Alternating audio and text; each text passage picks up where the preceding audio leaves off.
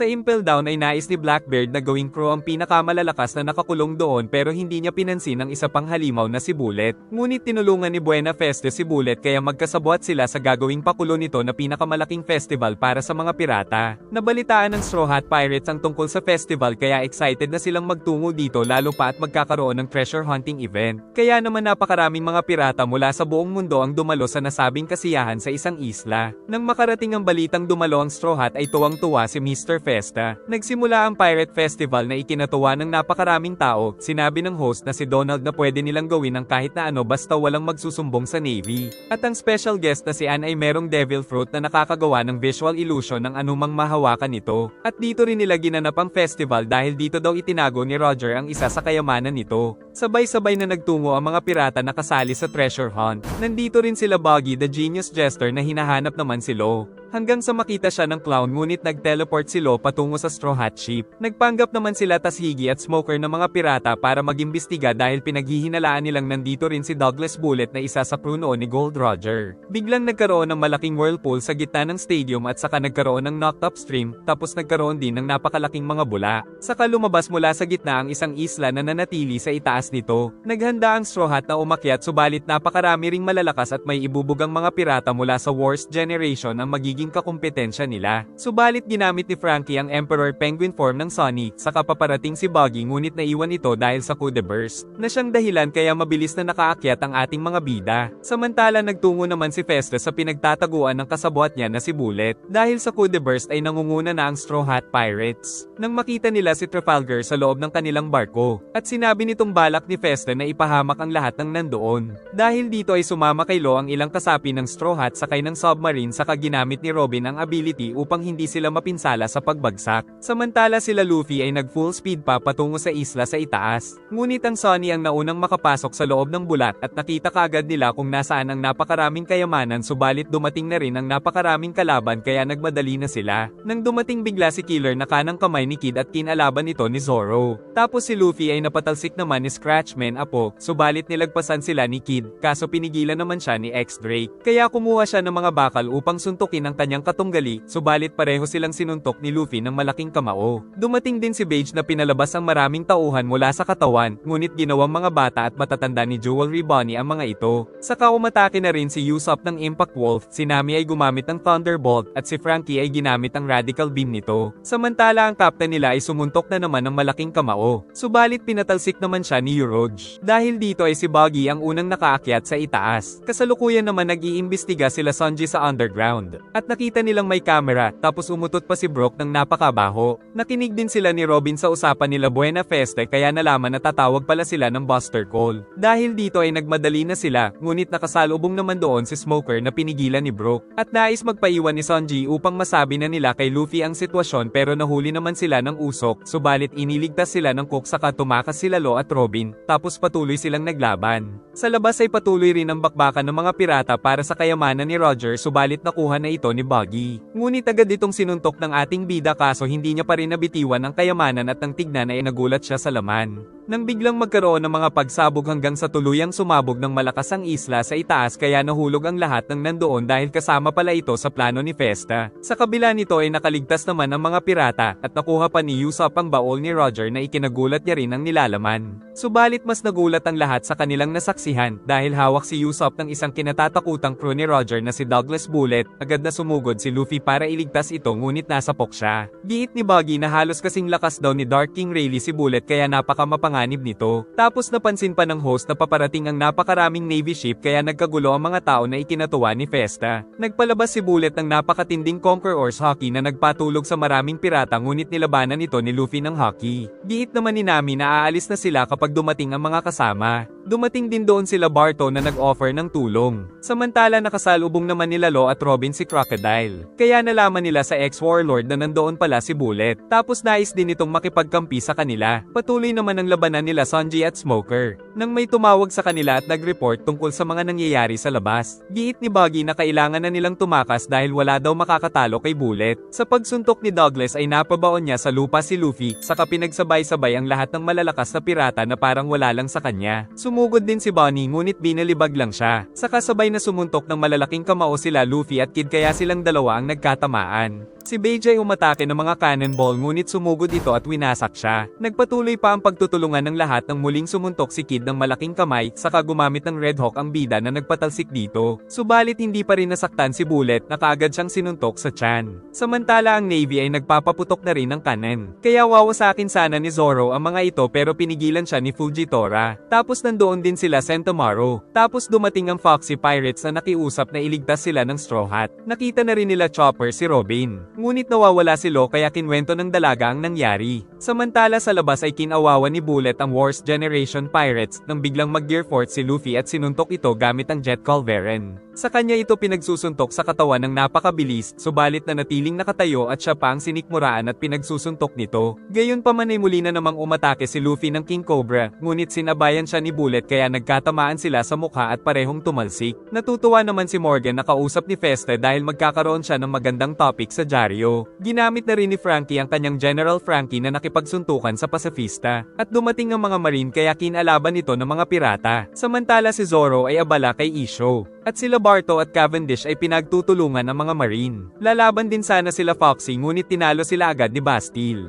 Samantala si Buggy ay aksidenteng napunta sa harapan ni Sentomaru at inisip pa ng crew na napakatapang ng clown, saka kinoryente silang lahat ni Nami. Nais ni Bullet na patayin ang lahat ng malalakas para siya na lang ang maging pinakamalakas, saka pinalabas niya ang sariling ship. Tapos kinontrol niya ito sa pamamagitan ng Devil Fruit na nakakasanib sa mga bagay. Saka sinabi niya kay Luffy na ang kahon na hawak niya ay siyang susi upang mahanap ang One Piece. Tuluyan siyang nakagawa ng sariling robot. Samantala napatalsik ni Isho si Zoro. Ngunit umatake pa rin ang binata patungo sa Admiral ng Ultra Tiger Hunt. At sa kasamaang palad ay hiniwan ni Mihawk ang sasakyan ng maraming pirata. Tapos wala ng lakas ng loob ang mga ito dahil kay Ghost Princess. Dumating na rin si Boa na isa sa mga warlord pero ayaw nitong tumulong sa Navy dahil si Luffy lang ang hinahanap niya. Sumugod ang tatlo ngunit pinatalsik lang sila ni Douglas. Saka gumamit pa ito ng hockey at sinuntok ng malaking kamao sila Kid, Luffy at Hawkins. Kaya naman si Bullet na lang ang natira. Ipinakita ang laman ng treasure chest na Eternal Post patungo sa Laugh Tale na ikinagulat ni Morgan. At papatayin na sana si Luffy ngunit pinagtitira ito ni Usopp ng kanyang mga bala, kung saan naputol pa niya ang isang daliri nito. Pero naglabas ito ng cannon at binaril ang kawawang sniper. Tuwang-tuwa si Festa dahil ang plano niya pala ay ang magkagulo ang buong mundo. Samantala nandoon na rin si Kizaru. At lumaban ang mga marine sa napakaraming mga pirata doon. Saka dumating si Smoker na sinabing may inililihim sa kanila ang Navy HQ.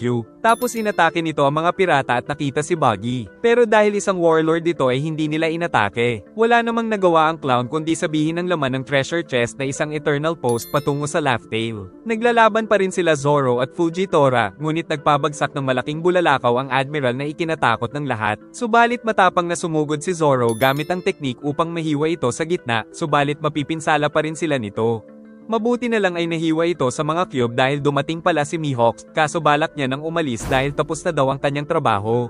Samantala hinahanap naman ni Chopper si Usopp. Nagpaputok ang mga marine sa malaking transformation ni Bullet, kaya pinaghahampas sila ng malaking kamay nito. Saka sinabi ni Smoker na kailangan nilang umatras dahil mamamatay lang sila. Kaso huli na ang lahat kaya ginamit na ni Bullet ang awakened ability nito upang makagawa ng mas malaki pang katawan. At tuluyan na nitong kinulong ang lahat sa isla. Sumugod ang mga Vice Admiral ngunit sa isang atake ni Bullet ay talsik silang lahat. Saka inihanda ang kamao at sinuntok ang mga kawawang nilalang. At tuwang-tuwa ito dahil sa hawak niyang Eternal Post ay siya na ang makakakuha ng One Piece. Samantala sa malayo ay nagbabalak si Lucci na kunin ito sa kanya. Tumawag naman ang Fleet Admiral kay Kizaru at pinag-utos na magsagawa na sila ng Buster Call. At tuwang-tuwa rin si Buena Feste dahil nananalo siya gamit si Bullet na patuloy na nagwawala. Saka sinabi pa niya sa mga underworld leader na pati sila ay tatapusin niya. At natutuwa pa ito dahil siya na daw ang magwawakas sa Great Pirate Era na sinimula ni Roger upang makagawa siya ng bagong era na siya ang nagsimula. Samantala nailigtas ni Usopp ang kanyang captain mula sa kaguluhan ngunit wala na rin siyang lakas. Ngunit iniligtas niya pa rin si Luffy sa gumuhong poste. Mabuti na lang ay dumating na rin sila Brook at Chopper para tulungan sila. Nakita na rin nila Robin ang kailangan na impormasyon subalit gumuho ang lugar pero nailigtas naman sila ng apoy ni Sabo. Saka nagsimula na rin na umatras ang mga marine dahil sinabi ni Kizaru na magkakaroon daw ng Buster Call. Nakahanda naman si Bullet na harapin ang Buster Call upang patunayan na mas malakas siya sa mga ito. Ayaw umalis ni Smoker dahil may kailangan pa daw siyang gawin. Kaya pinilit ni Hina na kunin ng mga kasama. Balak pala ni Smoker na kunin ang treasure upang hindi na matuloy ang Buster Call at kaunti lang ang magbuwis ng buhay, subalit pinigilan siya ni Sabo dahil wala daw itong magagawa ng mag-isa.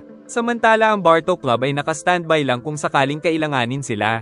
Hinahanap ni Boa si Luffy at inakalang nasa mga bato ito pero nang makita si Buggy ay binanata niya ang clown. Nang magising si Luffy ay nagpapaiwan na ito sa mga kasama dahil siya na daw ang bahala kay Bullet. Kaya tumalon siya ng mataas at nag-gear fort samantala tila walang mananalo sa labanan ng usok at apoy. Nang dumating doon si Buggy dahil inihagis siya ni Boa, at dumating na rin doon si Lo kaya nagtataka si Smoker. Sinabi naman ni Lo na kailangan nilang magtulungan upang makasurvive sila kay Bullet. Nagpatuloy sa pagsugod ang bida ngunit sinalubong siya ng malaking kamao nito at tumalsik patungo kila Hancock, kaya kinilig sa kanya ang Snake Princess. Saka nagkasundo silang lahat na sundin ang plano ni Lo upang matalo si Bullet. Pero sumugod na kagad ang bida kahit hindi pa naririnig ang plano ni Lo, kaya sila na lang ang nag-usap tungkol sa strategy. Kaso hinampas lang nito ng parang langaw si Luffy. Saka sinuntok pa nito sila Smoker pero nakatakas at nagsimula sila sa plano. At nalaman na kay Crocodile pala ang plano na ito. Subalit galit na sumugod si Boa dahil sinaktan nito si Luffy. Saka buong lakas nitong inatake ang katawan ni Bullet subalit hindi ito nasaktan. Kaya umatake na rin si Crocodile ng napakalakas na Sand Tornado patungo sa katawan ng Giant Unggoy. Ginamit ni Lo ang kakayahan at ginamit ang tornado ni Crocodile para matanggal ang mga parte ng katawan ni Bullet. Habang si Luffy ay naghahanda ng napakalaking kamao.